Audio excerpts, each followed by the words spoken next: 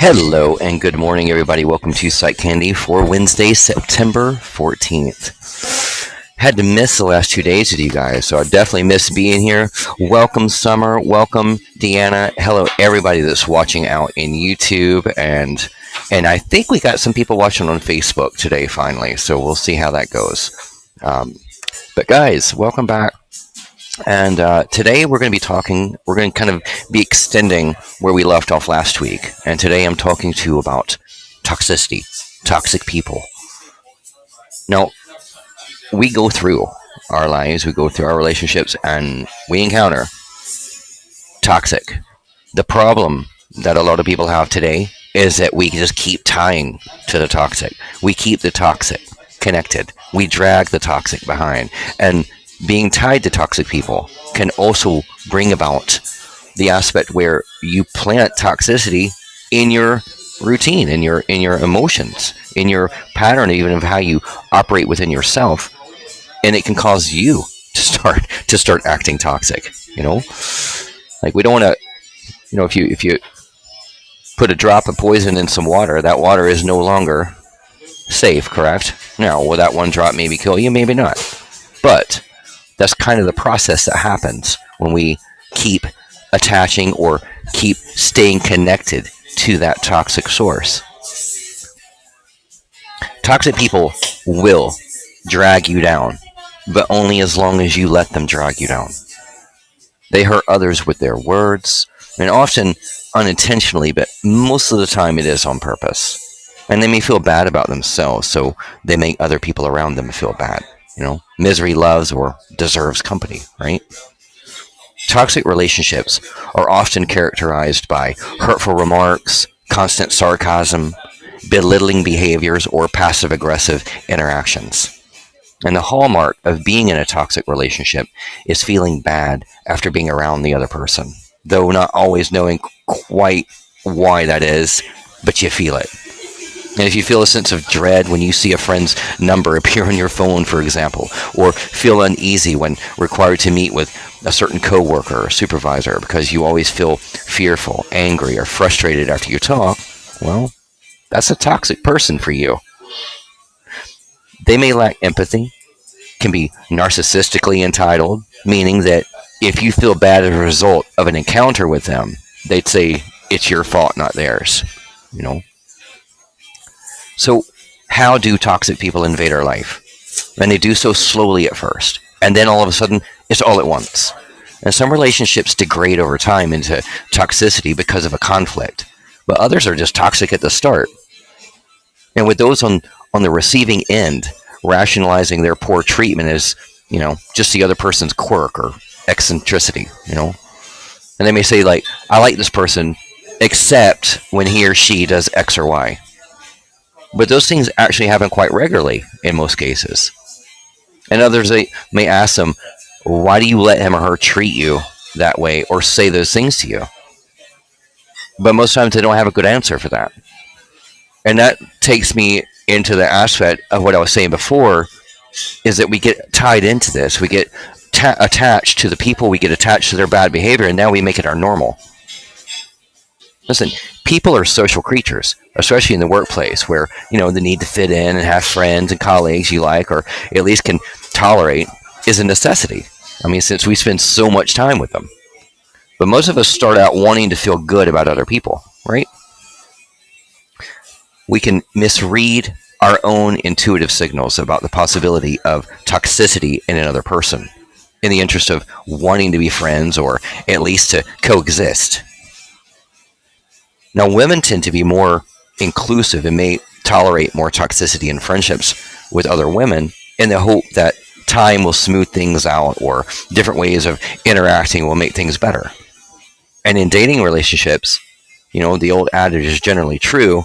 If it's bad in the beginning and bad in the middle, it's probably going to end bad in the end. And it's rare that people who couldn't stand each other at the start of a relationship live happily ever after. Toxic people cause stress.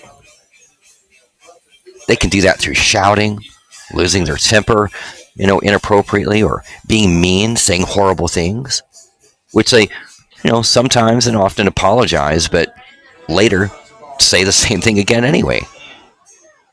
And this stress can manifest itself in those on the receiving end. It could come out through as like headaches, neck aches, back pain, stomach problems, general anxiety, nagging illnesses, eating or sleeping problems, depression. I mean, all these things. I mean, we get impacted by toxic people. We get impacted by toxic energy. We get impacted by the things that we allow to come into our life and that we attach to. When you say, my horrible relatives are coming to town for the weekend, I'll bet it's going to be a lousy time. Well, it typically turns out to be just as bad as you predicted. We don't have such expectations about positive, supportive, empowering people. We look forward to their visits, right? The mind-body connection between stress and our physical health is clear. Stress on the inside causes stress to manifest on the outside. So people having trouble managing stress may hurt themselves with food, alcohol, nicotine, caffeine, prescription, or even illegal drugs. Might grind their teeth, become sleep deprived, develop, autoimmune or digestive issues. I mean, that list can go on and on. Listen, someone in a toxic relationship is like a person in a small boat that's sinking. And the more he or she tries to bail out, the faster the boat goes down. There's a little sense in hanging on, right? Waiting for the other person to just change. If they'll just change without consequences for their behavior. A therapy intervention or actual signs that they are willing to save the relationship by acting differently immediately. All motivation is self-motivation. If toxic people don't see reasons to change, such as the threatened loss of their job or spouse, kids, friends, family, guess what? They won't. And a lot of times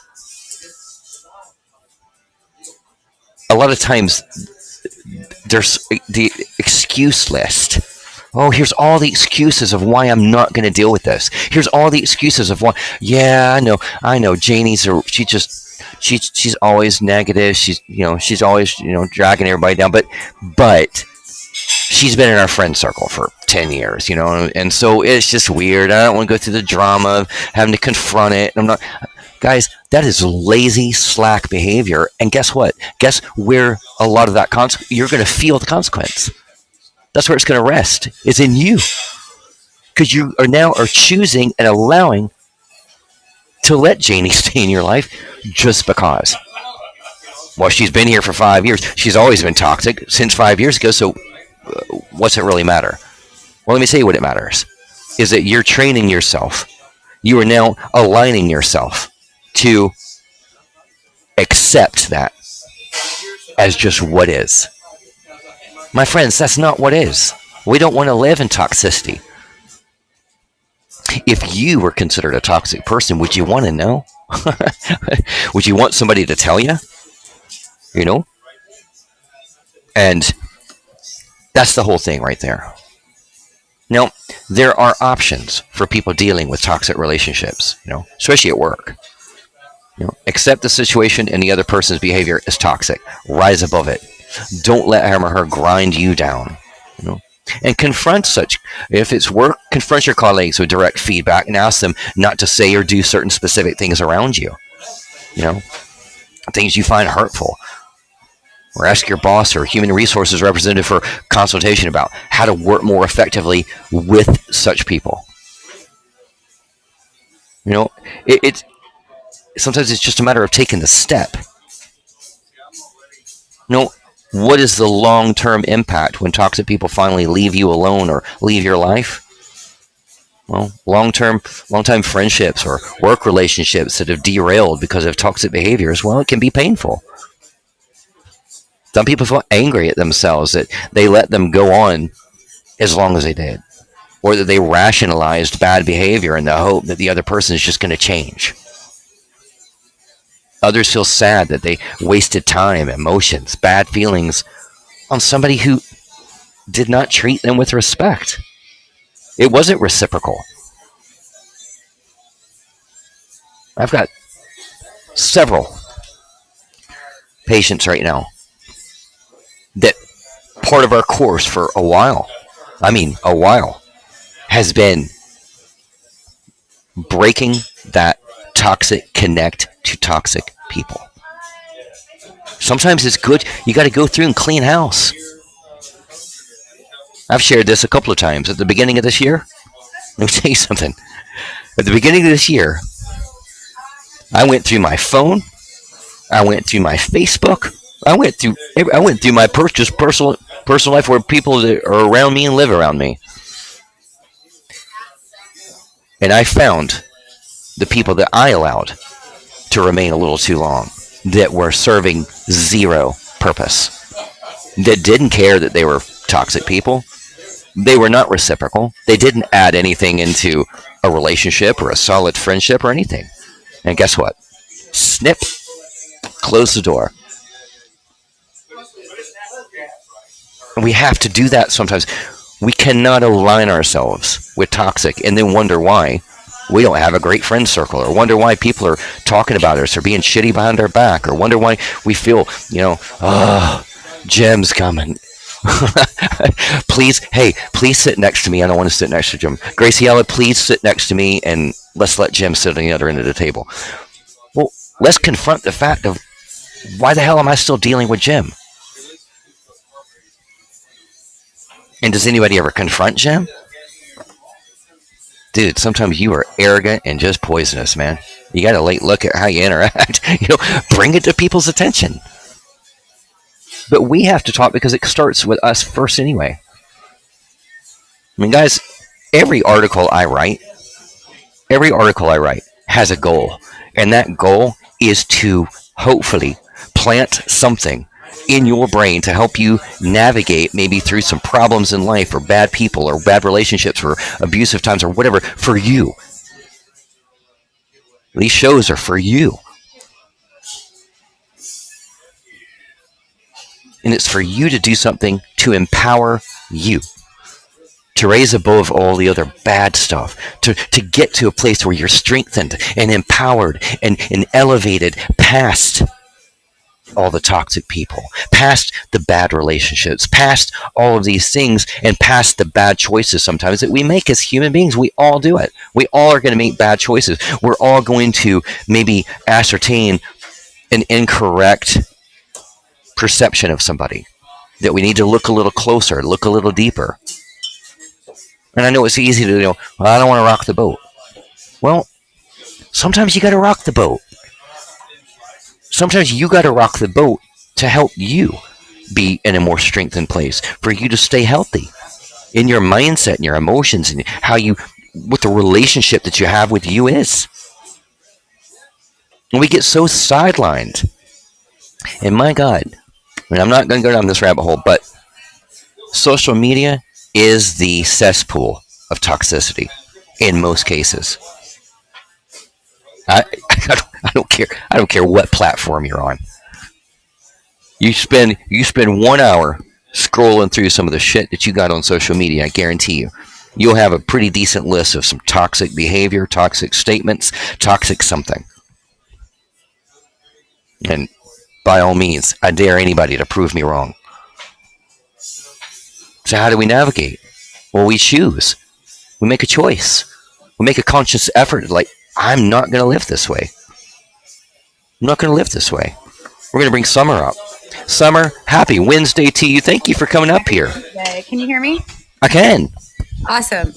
Okay, so these are some things that I've been thinking about lately, and I discovered that these toxic people, it's almost as if they are wired or trained to want negative energy.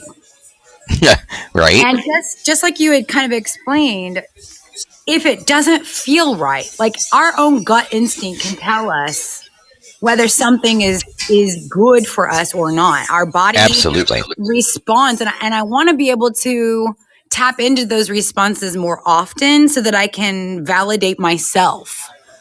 The subconscious level of just validating our own just bestial on a low basic.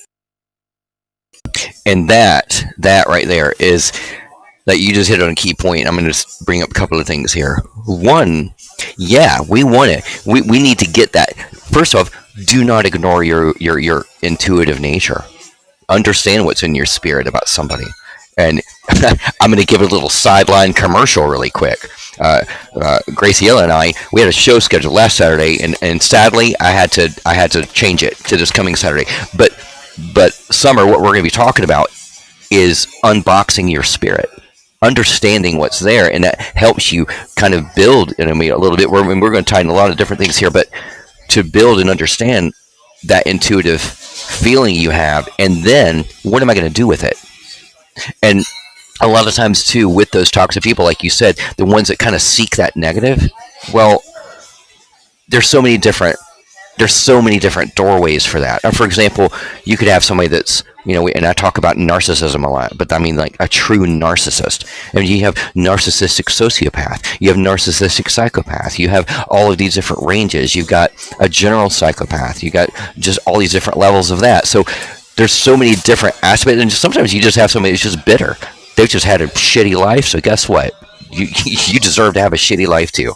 And so we have to be able to assess, so what is this dynamic that I'm working in? What is this person that I'm feeling this thing about? And is it something that is fixable? In other words, can I be there as a supportive friend and help them work it out? Or is this a situation I need to close this door and walk away? Now, I've been kind of discovering boundaries, never thinking that a person, like, say that you have a toxic family life, and on holidays you want to be able to just keep yourself away, but we don't really have to. We can set boundaries of time limits, like I'm only going to go in for however long my spirit allows it, or I'm going to meet up with this person that might have a toxic thing, but we have a history, and I like to do certain things together unless the mood changes. Or phone calls. Like if you want to keep in contact with old friends or whatever it is, you just set that timer. And just setting that boundary for yourself, but also setting the boundary for them to know what your boundary is. It not only allows us to kind of play around with our own empowerment, but it also sets the empowerment for.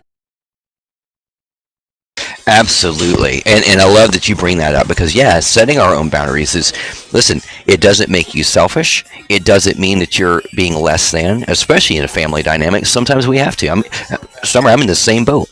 I've got certain family members that, I mean, am I going to just not go around during the holidays or see anybody? Of course I will. But I do exactly what you said. And we set that boundary. We got our limit, and it's okay. That if you can do that, that's healthy.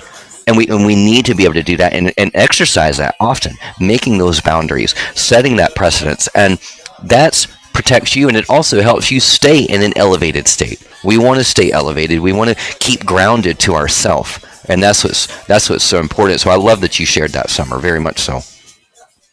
Can I share one other thing? Would I be able to share one other thing? Oh, yeah, absolutely. I'm sorry. Yeah, go ahead. Okay, so I was married to what I would probably have to define as sociopathic narcissist, might even go into psychopath, because for 7 years, the person acted a certain way, but then after I divorced the individual, they went on to steal my alias, because my alias, my very first legal name is masculine. So this man stole my alias and went to a specific state and committed 8 felony acts for narcotics and like. Oh my God. Yeah, so he literally stole my identity. I'm having to recoup those losses. Maybe put it into a book, I don't know, but it's just something that I have to rebuild my own identity and how I associate, and then the boundaries. How can you take that part and make a boundary there, knowing that I can't ever scrub that from my alias? I can have fingerprints and show not same as, but I can never scrub that from my alias. That's crazy. And I mean, and sadly, I mean, and I hear what you're saying. I mean, I don't know all the details, obviously, but if you have somebody that is, that level, and when you get into like narcissistic, sociopathic aspects and the psychopaths, there's such a derailment on how that person's brain functions, and and that kind of thing. And it doesn't remove, obviously, the impact now that all of this has had on you.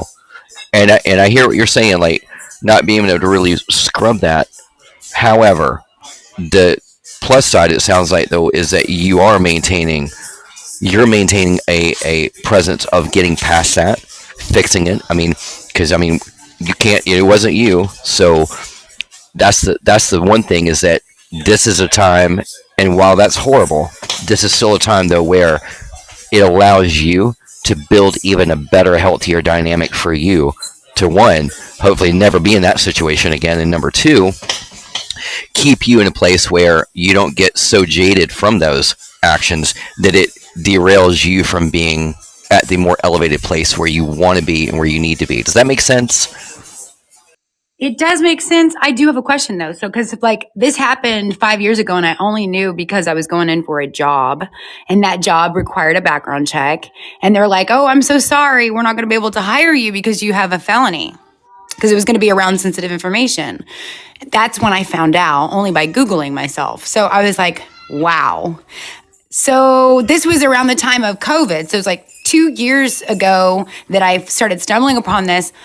I have not gone into trying to find out more because it's out of the state of Arizona. So the county in which it was is one of the biggest counties in the US. I have been told that I can't scrub it from my entire alias, but I don't know if intelligence has gotten to the level for our understanding that it's an impossibility. I'm wondering if it can be a possibility.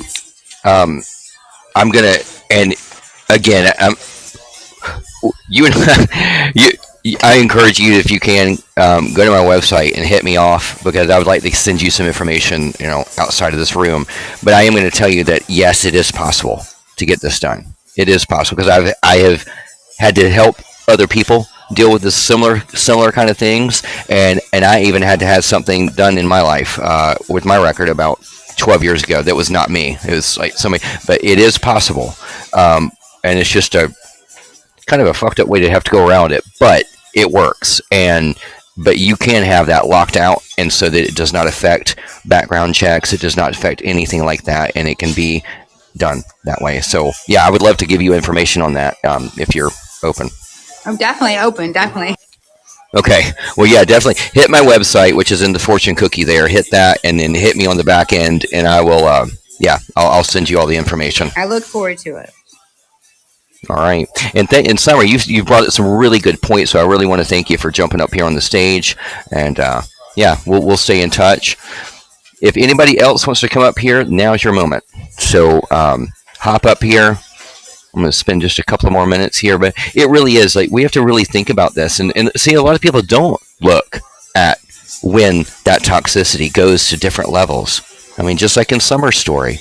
Well, she had no idea that all of a sudden there was going to be that kind of vindictive behavior, that kind of just, a complete opposite situation that has now, who's suffering the consequences? Are they? I mean, I hope they are, but point is that she is. So now we have to, we have to be able to stay on course, set those boundaries. It's okay to have boundaries. Remember this. And for people that have come through, and I'm telling you this also because, again, I work in couples relationships and deal with clinical and narcissistic, psychopaths and so forth. And I can tell you this.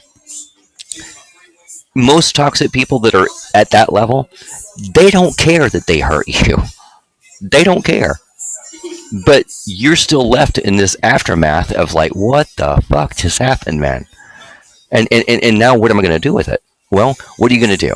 Are you going to close down and you're just never going to trust anybody anymore? Or are you going to elevate past it and be like, well, I just went through some shit, but you know what? I'm going to rise above it, and I'm not going to let that stop me from putting myself out there, being a little bit vulnerable, still trusting, still loving, still seeking happy, all of those things. That's important. And how do we get there? Well, we build healthy boundaries. We build healthy steps in order to get there. We do what we need to do to move on. And if you are similar to Summer's situation, let me tell you something. I have dealt with some crazy stuff with court systems all over the United States. And I can promise you that while it may be a tiny bit of a pain in the ass, it's worth it. And you can do your due diligence and you can get shit taken care of for you. Don't ever think, oh, I'm just screwed now. No, you're not. You just have to make you got to go a different route sometimes to get things resolved for where you need it to be so that you stay elevating and not regressing. And that's what's important, because the person usually in these situations, especially in romantic relationships or marriages, when that toxic person has, or especially if they're narcissistic and they have depleted you, they have degraded, demeaned, they have brought you down to the nth degree, they don't care. They never will care. Ever. They won't care. A narcissistic sociopath has no course in their brain of empathy. And if they ever show that to you, it's fake. That's toxic, my friend. And the sad part is that a lot of people that I know of today, their friend circle riddled with toxic people that really honestly don't care about anything except for themselves. They don't care about you. They don't care about me. They care about them. And when you got those people, you better start paying attention, because there might be a lot of underlying crap there, so pay attention to your intuition. I encourage all of you to please come and also share the show that Gracie Ellen are going to do finally on Saturday, 2 o'clock p.m., Unboxing Your Spirit, because I think we're going to really be diving in. Gracie Ellen brings some really heavy, awesome things to the table that can help you gain some tools of how to best operate in our life and dealing with all of the things that we deal with in our life, but also understanding you. We have to understand our spirit. What do we have inside of us? And how can we use what's inside of us to deal with all of the shit that we have to deal with sometimes in life? And all of that toxic, all that poison, all those things. So I encourage you, please don't miss that show. Now, guys, I am going to be back with you tomorrow. I promise I will be here tomorrow. I apologize for missing Monday and Tuesday, but it was unavoidable. So, and so we are going to continue down this track a little bit. Tomorrow I'm going to be talking to you about, oddly enough, I will be talking to you about your energy. What are we projecting? Are you being the most real version of yourself when you're going out there every day? Or are you coming at your day from a very watered down perspective? So I encourage you, don't miss it. And Gracie Ellison on the back end, that she said it's going to be great and hope to see you all. And I do too. I hope you all can make it out on Saturday at 2 o'clock. All right, guys, I will be back with you tomorrow, 11:30 a.m. right here. I want to thank you again, Summer, for coming up on the stage with me and sharing that story with us. That was really good. And Elizabeth, so good to see you. Graciela, Deanna, everybody watching out in YouTube and on Facebook. Hope you have a blessed, amazing rest of your hump day. And I will see you guys again tomorrow. Until next time, be happy. Be loving to yourself. And also be you. All right, guys.